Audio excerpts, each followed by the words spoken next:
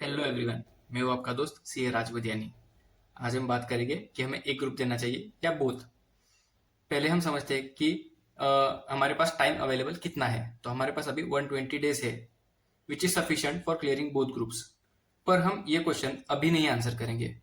मैं कहूँगा या मेरा पॉइंट ऑफ व्यू ये रहेगा कि हम फर्स्ट 35 डेज हम पहले एक ग्रुप खत्म करेंगे और 35th डे पे हम डिसाइड करेंगे कि हमें सेकेंड ग्रुप का प्रेशर लेना चाहिए या नहीं। मतलब ग्रुप वन का प्रेशर कितना है वो समझना चाहिए। सो फर्स्ट 35 डेज हमें ये फोकस करना है कि हमारा पढ़ाई कितना हो रहा है और कैसे हो रहा है। सो फर्स्ट 35 डेज में हम कैसे करेंगे, तो 15-15 डेज के दो स्लॉट्स बनाएंगे जहां पे हम एफ आर और लॉ उठाएंगे फर्स्ट 15 डेज में, और सेकंड स्लॉट में एस एफ एम और ऑडिट।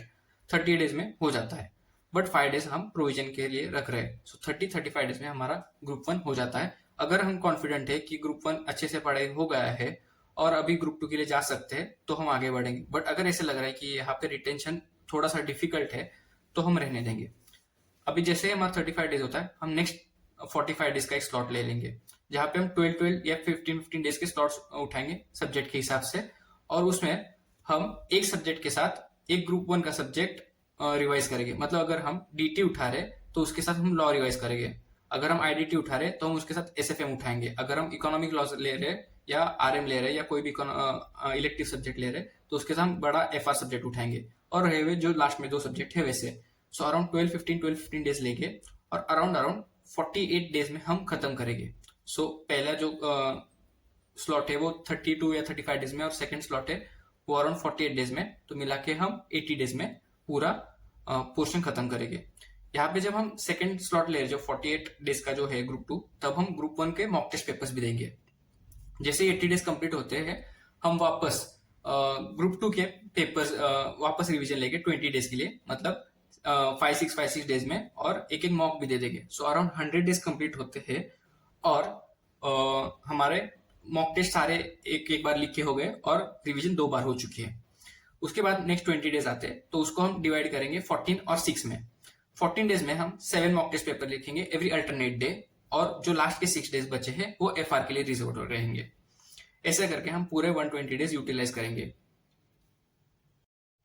अभी सवाल आता है कि हमें अगर 35 डेज में हमारा नई पोर्शन कंप्लीट हुआ तो मैं सजेस्ट करूंगा कि अगर 35 डेज से नई पोर्शन कंप्लीट हो रहा है तो ग्रुप वन पे ही स्टिक करें और ग्रुप वन को ही वापस वापस रिवाइज करें। अगर आपका 35 डेज में नहीं होता तो आपका शायद 50 डेज में हो जाएगा। 50 डेज के बाद वापस एक 25-30 डेज में रिवीजन करें। सो अराउंड 80 डेज हो गए, फिर वापस 20 डेज में और एक रिवीजन ले तो 100 डेज में थर्ड रिवीजन हो गई, और लास्ट 15 डेज में या 10 डेज में और एक रिवीजन हो जाएगी। यहाँ पे हर एक रिवीजन में बोल रहा हूँ वापस, मॉक टेस्ट देना बहुत ही जरूरी है। तो यहाँ पे आपको 4 मॉक टेस्ट देने हैं, क्योंकि आपने डिसीजन नहीं लिया ग्रुप टू जाने का, मतलब आप थोड़े से अंडर कॉन्फिडेंट थे, तो वो कॉन्फिडेंस बिल्ड करना बहुत जरूरी है।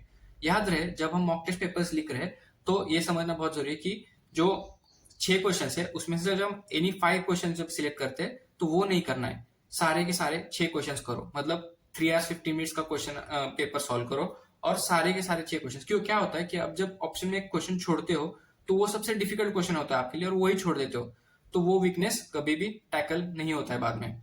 इसलिए ऑल 6 क्वेश्चंस और टाइम लिमिट लगा तो 3 hours 15 minutes। तो आपको एक आदत सी हो जाएगी कि पेपर कैसे लिखना है। सिर्फ याद रहे जब आप एक ग्रुप दे रहे हो तो लेजीनेस, ओवर कॉन्फिडेंस की बहुत टाइम है मेरे पास 120 डेज है, ये कॉन्फिडेंस नहीं रखना है। और ऐसे ही पढ़ाई करनी है जैसे आप एम करते थे दोनों ग्रुप के लिए, बट एक ग्रुप में ही वापस वापस वापस वापस रिवाइज कर करके आप अश्योर हो जाइए कि आप क्लियर हो जाएंगे। और एक बात कि जैसे आपके एग्जाम्स कंप्लीट होते हैं, से आपका एग्जाम जिस दिन होता है उसके बाद 5 से 10 दिन ब्रेक लीजिए और सेकेंड ग्रुप जो आपका बाकी है उसकी पढ़ाई इमीडिएटली चालू करें। अभी आज तक जिसने जिसने कभी भी एग्जाम दिया नहीं सी फाइनल का और फर्स्ट टाइम दे रहा है, तो उनके लिए मेरा सजेशन रहेगा कि आप ग्रुप वन या ग्रुप टू जब आप डिसाइड करें कौन सा ग्रुप देना है तो ग्रुप वन प्रेफर करें। ये मेरा प्रेफरेंस रहेगा, क्योंकि अगर आप ग्रुप वन देते हो और आपके पास पढ़ाई करते हो थोड़ा सा टाइम है एक्स्ट्रा, मतलब 8 से 10 दिन का, तो आप उसमें आईडीटी जैसा सब्जेक्ट उठा सकते हो जो आपका रिवाइज अगर आपका हो गया 8 से 10 दिन तो आप एग्जामेशन के लिए भी ट्राई कर सकते हो। क्योंकि लॉ पेपर होने के बाद वापस आपके पास 8 से 10 दिन होते हैं आईडीटी पेपर आने तक, तो उसका जो एडवांटेज मिलता है वो आप ले सकते हो।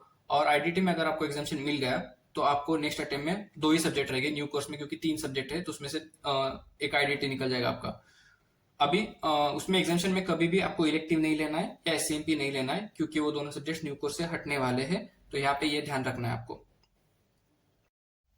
इसके बाद भी अगर आपको कोई कंफ्यूजन है तो आप मुझे कॉल कर सकते हैं, मेरा नंबर डिस्क्रिप्शन में दिया है।